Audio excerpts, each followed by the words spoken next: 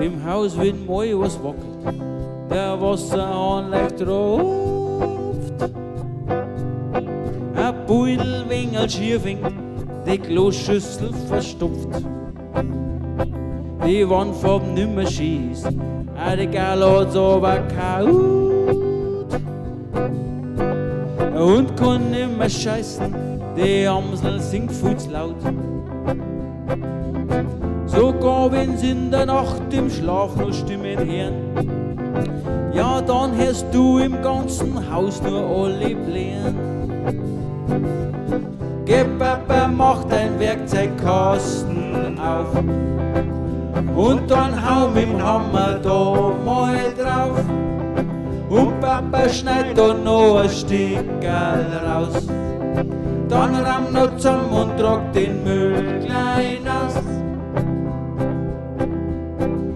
Oder bei der Tochter der erste Liebeskummer. Sie hat ihn so geliebt, er war die große Nummer.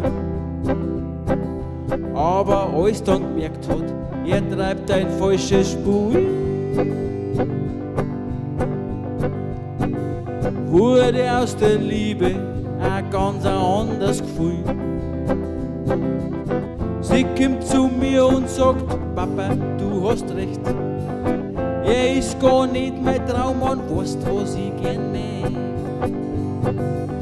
Geh Papa, mach dein Werkzeugkasten auf und dann hau mit'm Hammer da mal drauf.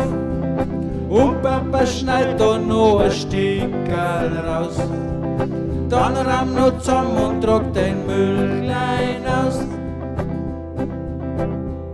Am Wochenende im Garten, der Himmel ist weiß-blau. Ich trink grad ein Bier und garteln tut meine Frau. Dann mein bläder Nachbar schmeißt den Rasenmäher an. Arschloch, Fixer, Drecksau, was ich mir verkneifen kann. Dann kommt zu mir meine Frau und nimmt mich bei der Hand. Sie schaut in Richtung Hecken, ob ich was machen kann. Geh Papa, mach dein Werkzeugkasten auf und dann hau mit'm Hammer da mal drauf. Und Papa schneidet dann noch ein Stickerl raus. Dann ramm noch zusammen und trag den Müll klein aus. Geh Papa, mach den Werkzeugkasten auf und dann hau mit'm Hammer da mal drauf. Und Papa schneidet dann noch ein Stickerl raus. Dann ramm noch zusammen und trag den Müll klein aus.